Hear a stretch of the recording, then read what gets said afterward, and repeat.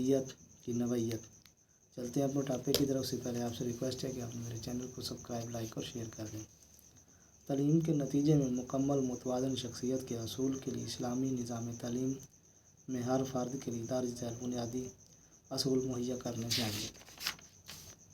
Number 1, अज़ीम खालिक पर पुख्ता अक़ीदा, उसकी मुसलसल तस्दीक करना, इल्म और अक़ीदे में हमआहंगी पैदा करना, फ़र्द को ख़ानदान और मुआशरे और इस्लामी कम्यूनिटी का मुफीद रुकन बनाने में इस्लाह, पैदावारी का काम, रिज़्क़ हलाल कमाने और ख़ानदान, कम्यूनिटी और मुल्क की बहबूद के लिए अपना किरदार अदा करने के लिए तैयार करना, मुआशरे की ज़रूरत और मसाइल की शनाख्त, मुआशरे की तरक्की के लिए तामीरी कामों में अपनी आला सलाहियतों के साथ शमूलियत, ख़ुसूसी महारतों, काबिलियतों और समझ की तरक्की जो मुआशरे के अहम मसाइल पर काबू पाने के लिए ज़रूरी हैं, मसलन तालीम की तौसीह, मुआशी तरक्की, सेहत की बेहतरी, मुआवन अमल, कम्यूनिटी की बेहतरी और इस्लामियाना और कौमी खुद मुख्तियारी की हिफाजत, मुआशरे की मुसलसल बेहतरी के लिए उम्मत के लिए इंसानी और मादी ज़राए की तरक्की और मुनासिब इस्तेमाल, मालूमात, हक़ाइक़, महारतों और अदराक और बसीरत की सूरत में नए जदीद उलूम का हसूल, तलाश और तहक़ीक़ के अमल का तसलसल, ताकि अल्लाह के क़वानीन की हकीकत और सच्चाई की दरियाफ़्त किया जा सके जो इंसानी दुनिया और पूरी कायनात में कार फरमा है। मुआशरे में मुख्तलिफ़ किरदारों की अदायगी के लिए मुसलमानों की तैयारी। इस्लाम में तालीम व तरबियत की नवैयत को मद्देनज़र रखते हुए उसका बड़ा मकसद अच्छे और बिल्कुल सही इंसानों की तैयारी होना चाहिए जो अल्लाह की सही मायनों में इबादत करें, अपनी ज़िंदगी का ढांचा शरीयत के मुताबिक तैयार करें और अपने आप को इस अक़ीदे की खिदमत के लिए वक़्फ़ कर दें। इस्लामी तालीम का हकीकी मकसद इनफरादी, कम्यूनिटी और इंसानियत की सतहों पर अल्लाह ताला की मुकम्मल एहसास है। इस्लाम में नसीहत और मिसाल के ज़रिए तालीम से कायनात के राज़ों और अल्लाह की मोहब्बत और खौफ से दिलों को खोलने के लिए तक़वा और पाकीज़गी को बतौर ज़रिया रास्ते करना चाहिए।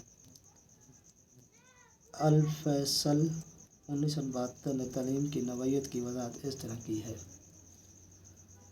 तालीम को इंसान में तख्लीकी तहरीक को उभारना चाहिए ताकि वो अपने आप को और कायनात को अल्लाह का सच्चा खादिम बना ले और फ़ितरत मुखालफत और तज़ाद ना करे, लेकिन फ़ितरत के साथ हमआहंगी पैदा करे। आज तक कितने नेक्स्ट वीडियो मिलते हैं। तो व्यूअर, आज का जो हमारा टॉपिक है वो है इस्लाम में तरबियत और तालीम का तसव्वुर। चलते हैं अपने टॉपिक की तरफ। से पहले आपसे रिक्वेस्ट है कि आपने मेरे चैनल को सब्सक्राइब, लाइक और शेयर कर दें। इस्लाम में तालीम का मफ़हूम तरबीती, अल-तालीम और तादीब के मुश्तरका इस्तिलाह में पोशीदा है। अरब तालीम के लिए तादीब का लफ्ज़ इस्तेमाल करते हैं जिसका मतलब ज़ब्त और पाकीज़गी है। वो ताल्लुम रहने वाले शख्स को मुअद्दिब कहते हैं। अरबी में लफ्ज़ तरबिया तालीम का मतलब बढ़ाना या परवरिश करना है। इनमें से हर इस्तिलाह इंसान, मुआशरा और उसके माहौल को अल्लाह के साथ क्या ताल्लुक़ पहुँचाती है। इस तरह तालीम का मतलब किसी चीज़ की तकमील या बलोगत की तरफ बतदरीज नशोनुमा है। इमाम अबू हनीफ़ा और तालीम के मानी की वज़ाहत करते हुए इमाम अबू हनीफ़ा फरमाते हैं, तालीम का मतलब रूह को बनाने वाली या बिगाड़ने वाली चीज़ की समझ है और किसी चीज़ को अमल में लाए बग़ैर सीखना बेमानी है।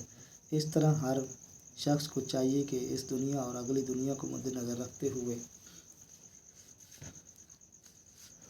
देखे कि कौन सी चीज़ सही है और कौन सी गलत, और फिर सही अमल अख्तियार करे ताकि उसकी गलत सोच उसे तबाही की तरफ ना ले जाए और इस पर अल्लाह का अज़ाब नाज़िल ना हो। इससे ज़ाहिर है कि इमाम अबू हनीफ़ा के मुताबिक तालीम का मकसद ज़िंदगी के लिए सही सोच और सही तरीक़ा सिखाना है। ज़ारनोजी और तालीम। ज़ारनोजी 13वीं सदी का मुअल्लिम भी तालीम के मजहबी पहलुओं पर जोर देता है। वो कहता है कि इल्म वो मयार है जो ज़हन को रोशन करता है और तालीम, ताल्लुम और बर्ताव के तरीक़ों को बसीरत फराहम करती है, और तालीम का मकसद अल्लाह ताला की रज़ा और खुशनुदी और अबदी ज़िंदगी में कामयाबी का हसूल है। इब्न सीना और तालीम। तालीम ज़रूरियात ज़िंदगी कमाने के लिए और इब्न सीना और तालीम। तालीम ज़रूरियात ज़िंदगी कमाने के लिए, इल्म और फ़ायदा हासिल करने के लिए इस्तेमाल का अमल है। ये उस हकीकत की वजह है कि तालिब इल्म को चाहिए कि वो ख़ुद कमाए और ना कि अपने वालिद की दौलत की तरफ नज़र रखे, क्योंकि ये भी उसके किरदार के लिए बदउनवानी है।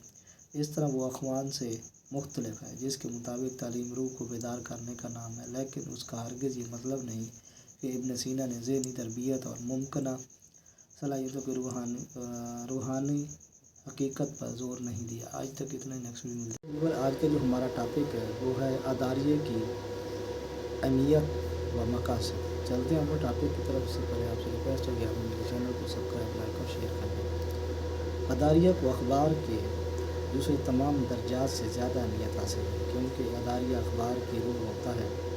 प्रोफेसर मेहदी हसन अदारिये की अहमियत के बारे में लिखते हैं कि अदारिया किसी भी अखबार की सबसे अहम तहरीर है, जिससे किसी अखबार की सोच और पॉलिसी का पता चलता है, क्योंकि अदारिये की पॉलिसी ही दरअसल अखबार की पॉलिसी है। किसी भी अखबार में ख़बरें तो हर किस्म की शाये की जाती हैं, लेकिन अदारिया कभी भी अखबार की पॉलिसी के ख़िलाफ़ नहीं लिखा जाता। इसमें ज़िंदगी के मुख्तलिफ मसाइल और पहलुओं के बारे में अखबार के रवैये और नुक्ता नज़र का इज़हार किया जाता है, लेकिन किसी अखबार का अदारिया ये महज इस के मदीर या अदारिया नवीस की ज़ाती राय पर मुश्तमिल नहीं होता, बल्कि इसमें इसके अलावा भी बहुत कुछ होता है। इसमें हालात और वाक़यात का तज्ज़िया किया जाता है, किसी पॉलिसी या नुक्ता नज़र की तर्जुमानी की जाती है, किसी बात की तहसीन व तारीफ़ की जाती है, तो कभी तनकीद व एतराज़ किया जाता है।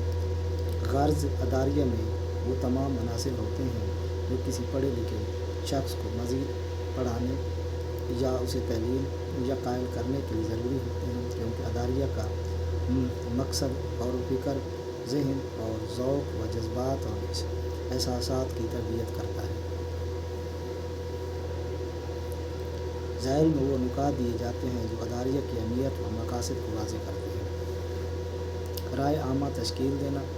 अदारिया राय आमा की तश्कील में बहुत अहम किरदार अदा करता है। अदारिया नवीस अपनी ज़हानत और काबिलियत के बलबूते पर हालात व वाक़यात का जायज़ा लेकर नताइज अख़ज़ करता है, हक़ाइक़ का असल मफ़हूम वाज़ेह करता है। लास्टर मार्क के मुताबिक और अदारिया क़ारीन को किसी अहम मौज़ू पर सोचने पर आमादा करता है, और उसकी यही सोच बेहतरीन राय आमा की तश्कील करती है। गोया किसी वाक़या के मुतल्लिक़ सोचना, उसके महर्रिकात से आगाह होना और गौर व फ़िक्र करना ही अदारिया की बुनियाद है, और यूँ ये गौर व फ़िक्र राय आमा की तश्कील का बायस बनती है। मसला की अहमियत को वाज़ेह करना। By an editorial we mean a newspaper article which is written on some burning issue. अदारिया में हमेशा इंतहाई अहम नवैयत की कौमी, मिली, अदालती, मुआशी, मुआशरती, दिफाई मसाइल को मौजू बहस बनाया जाता है। आज तक इतना ही, नेक्स्ट में मिलते हैं नए टॉपिक के साथ। आज का जो हमारा टॉपिक है वो है अदबी ज़बान की ख़ुसूसियात बयान करें। चलते हैं अपने टॉपिक की तरफ। से पहले आपसे रिक्वेस्ट है कि आप मेरे चैनल को सब्सक्राइब, लाइक और शेयर कर दें। अदबी ज़बान को अहले दानिश्वरों और अदीबों की ज़बान कहा जाता है। इंसान ने फितरत से मोहब्बत और अपने अंदर मौजूद ज़हनी खूबसूरती के इज़हार के लिए ज़बान को वसीला बनाया, और यूँ फितरी जज्बात और एहसासात के इज़हार के लिए अदबी ज़बान का सहारा लिया। अमूमन अदीब और शायर हज़रात ज़िंदगी और कारोबार ज़िंदगी से मुतल्लिक़ अपने ख़यालात का इज़हार इसी ज़बान में करते हैं। अदबी ज़बान शाइस्ता और पुरतकल्लुफ़ होती है। इस ज़बान में حسن اور خوبصورتی پائی جاتی ہے۔ یہ زبان چونکہ اہل قلم اور ادیبوں کی زبان ہوتی ہے، اس لیے اس میں قواعد و ضوابط کا خاص خیال رکھا جاتا ہے۔ اس میں جملوں اور لفظوں کی ادائیگی پر بھرپور توجہ دی جاتی ہے۔ ادبی زبان کی خصوصیات کو مدنظر یا ذیل نکات سے بیان کیا جاتا ہے۔ تکلف اور تزنّع ادبی زبان میں آرائش کلام کو بہت اہمیت حاصل ہوتی ہے۔ اس میں جملوں کو خوب سے خوب تر بنانے کے لیے الفاظ کے نگینے جوڑے جاتے ہیں، مرثیہ کاری کی جاتی ہے۔ ان میں الفاظ کے چناؤ میں بہت احتیاط سے کام لیا جاتا ہے۔ اس میں زبان کی خوبصورتی کو مد نظر رکھا جاتا ہے اور اصل مقصد کو نظر انداز کر دیا جاتا ہے۔ فصاحت و بلاغت۔ فصاحت کا لغوی مطلب خوش کلامی اور خوش گفتاری ہے۔ بلاغت سے مراد یہ ہے کہ یا الفاظ وسعت و معنی میں اپنی مثال آپ ہوں اور اس میں کسی قسم کی تزنّع موجود نہ ہو۔ ادبی تحریروں میں فصاحت و بلاغت کا خاص خیال رکھا جاتا ہے۔ ایسے الفاظ کا انتخاب کیا جاتا ہے ان کی جگہ کاٹ کر نئے الفاظ نہ لائے جا سکیں۔ اس میں مختصر عبارت میں اپنے اندر بہت وسیع مفہوم رکھتی ہیں۔ ادبی زبان کی یہ خوبی ہے کہ اس میں فصاحت و بلاغت ہوتی ہے۔ مثال کے طور پر پانی پانی کر گئی مجھ کو قلندر کی یہ بات، تو جھکا جب غیر کے آگے نہ تن تیرا نہ من۔ اس شعر میں ایک وسیع بات کو محض 2 جملوں میں بیان کر کے واضح کیا گیا ہے، جو دریا کو کوزے میں بند کر کے مترادف ہے۔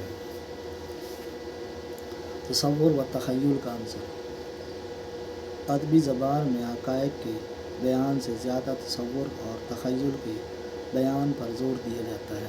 آج تک اتنا ہی، نیکسٹ ویڈیو ملتے ہیں نئے ٹاپک کے ساتھ۔ السلام علیکم ویور، آج کا جو ہمارا ٹاپک ہے وہ ہے الیکٹرانک ٹیکسٹ بک۔ چلتے ہیں ہم ٹاپک کی طرف سے۔ پہلے آپ سے ریکویسٹ ہے کہ آپ میرے چینل کو سبسکرائب، لائک اور شیئر کر دیں۔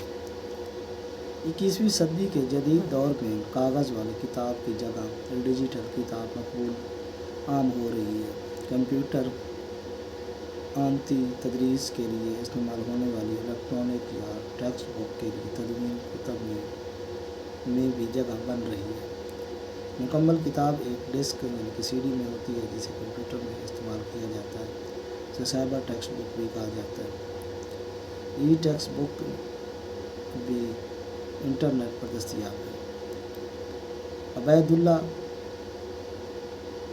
قازقی کی کتاب دریا وادی اردو میں پہلی ای بک ہے، 2002 میں منظر عام پر آئی۔ یہ پاکستان کے مناظر پر مشتمل ٹریول بلاگ ہے۔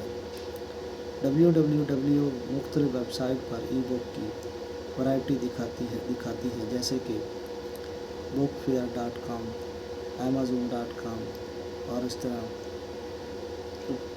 page.com اور allbook.com وغیرہ۔ ای بک کو بحث کے لیے درج ذیل سوالات درکار ہوتے ہیں۔ وہ کون سی کم از کم موادی ضروریات یا جنہیں کسی ای بک کے نفس، مضمون اور ڈھانچے میں ہونا چاہیے۔ ET بنانے کے لیے کس سافٹ ویئر کا اطلاق کرنا چاہیے۔ انٹرفیس کے تقاضے کیا ہیں۔ ET کی تدوین کے موضوع مضامین میں کون کون سے ہیں۔ Internet electronic textbook, ET educational technology, digital book, CD-ROM، HTML، world wide web, computer language, cyber textbook, multimedia, یہ تمام بنیادی اہم الفاظ ہیں جو اس زبان میں استعمال ہوتے ہیں۔ اوپن یا digital text book. Open book کھلے لائسنس والی کتاب ہے جسے اس کا مصنف آفر کرتا ہے۔ اوپن لائسنس ٹیکسٹ بک روایتی ٹیکسٹ بک کی طرح قاری کے لیے آن لائن دستیاب ہوتا ہے، جس کا وہ کسی اضافی فیس کے بغیر مطالعہ کر سکتا ہے، ڈاؤن لوڈ کر سکتا ہے یا پرنٹ لے سکتا ہے۔ روایتی ٹیکسٹ بک کی اشاعت درپیش مسائل مشکلات سے نمٹنے کے لیے اوپن ٹیکسٹ بک اہم سنگ میل ثابت ہو رہی ہے، اور ایک کتاب کو اسی صورت میں اوپن بک کہا جا سکتا ہے۔ آج تک اتنے ہی، نیکسٹ ویڈیو ٹاپک